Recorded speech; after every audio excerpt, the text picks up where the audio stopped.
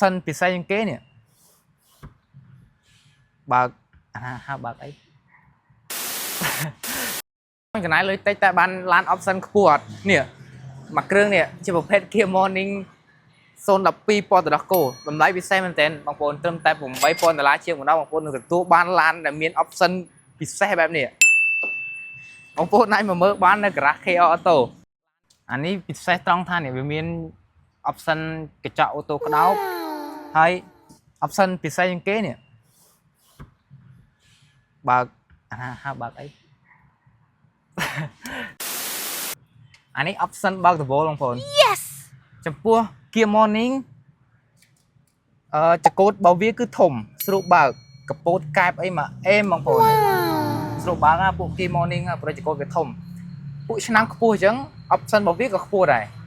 ហើយឡានដែលយកចេញពី garage KR Auto ទៅគឺមានបំពាក់ដូចជាកម្រាល VIP ហើយនឹងថែមមញ៉េ Android បងប្អូនចំពោះការធានាជូនបងប្អូនគឺរយៈពេល1ខែប្រអប់លេខគ្រឿងម៉ាស៊ីន